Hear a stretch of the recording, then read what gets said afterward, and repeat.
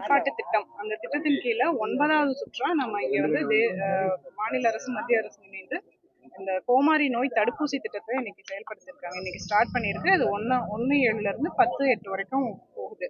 அதுல வந்து நம்ம டிஸ்ட்ரிக்ட்ல 2,70,000 கால்நடைகளுக்கு இந்த தடுப்பூசி போடுறோம். பெரிய மாடுன்னா ஒரு ஊசி போட்டு 6 மாசத்துல 2வது டோஸ். சின்ன கண்ணுக்குட்டின்னா ஒரு 45 நாள்லயே பூஸ்டர் கொடுக்கணும்.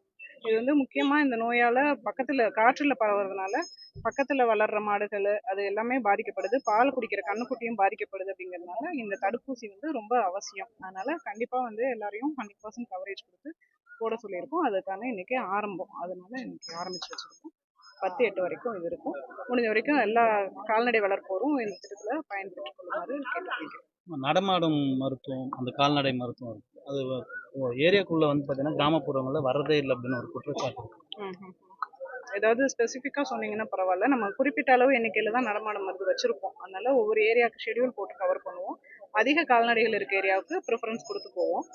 இந்த ஏரியாவுக்கு வந்து ரொம்ப நாள் ஆகுது. அந்த மாதிரி ஏதாவது இஷ்யூ பேசிஸ்ல சொன்னீங்கன்னா நம்ம அந்த ஷெடியூல் இருந்தாலும் ரீசெக் பண்ண சொல்லுவோம். எல்லா இடத்துக்கும் கவர் ஆகிற மாதிரி. திருப்பாளையம் பிற்கால 5000க்கும் மேற்பட்ட கால்நடை இருக்குமா, 20க்கும் மேற்பட்ட மெய்கால் புறம்போக்கு இருக்கு இடம்.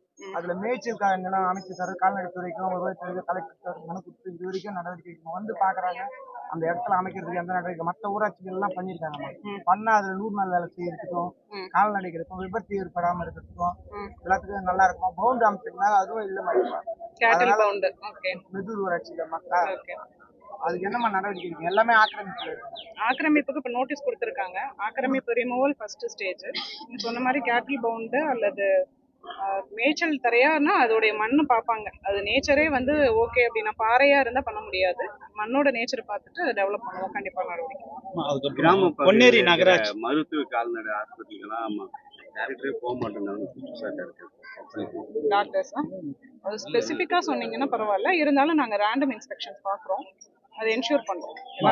இது பொன்னேரி நகராட்சியில 27 வார்டுகள்ல இருந்து சேகரிக்கப்படும் குப்பையை வந்து பாத்தீங்கன்னா ஆர்னி ஆற்றுல கொட்டுறாங்க. அதுல வந்து பாத்தீங்கன்னா நீர்நிலை பாதிக்கப்படுது.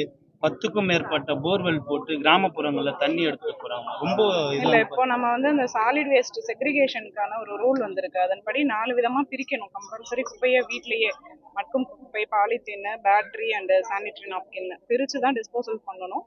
இந்த பல்க் வேஸ்ட் ஜென்ரேட்டர்ஸ் அவங்களும் வந்து அதுக்கு ரெஸ்பான்சிபிலிட்டி. அவங்க குப்பையும் அவங்க கண்டிப்பா டிஸ்போஸ் பண்ணி ஆகணும்னு ஸ்ட்ரிக்டா இம்ப்ளிமெண்ட் பண்ண போறோம். சாலிட் வேஸ்ட் மேனேஜ்மெண்ட்ல லேப்சஸ் ஏதாவது இருந்துச்சுன்னா உடனடியாக நடவடிக்கை. நீர்நிலையில கண்டிப்பா கொட்ட மாட்டோம். அதை என்ஷூர் பண்ணி ஆக்சுவலி வந்து ஏற்கனவே வந்து கொட்டி மக்கும் குப்பை மக்காத குப்பை அப்படின்னு பிரித்து எடுக்கிறதுக்கான மிஷினரிங்க எல்லாம் இருந்தோம். மறுபடியும் அதே இதுதான் தவறுகள் தான் செஞ்சுட்டு வராங்க. நகராட்சி மேல என்ன நடவடிக்கை எடுக்க பாத்துறேன்.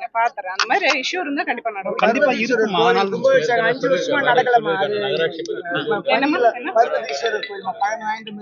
5 வருஷமா அப்படியே இந்த அரசு என்ன இஷ்யூ பண்டதா இஷ்யூவா சாலையில பாத்துக்கிற மாடு வந்து நிறைய ஆக்சிடென்ட். அது வந்து வளர்க்குறவங்களுக்கு விழிப்புணர்வு வேணும். அவங்க வந்து வளர்க்கும் போது கட்டி வைக்காம தீவனம் போடாம அப்படியே விட்டுறதாக ஒரு குற்றச்சாட்டு இருக்கு. நம்ம அது பவுண்ட் வச்சோம்னா அடிச்சுட்டு அபராதம் இருக்கும். வளர்க்குறவங்களும் விழிப்புணர்வோட இருக்கணும். வெளியே விடக்கூடாது அப்படிங்கிறது. தேங்க்யூ.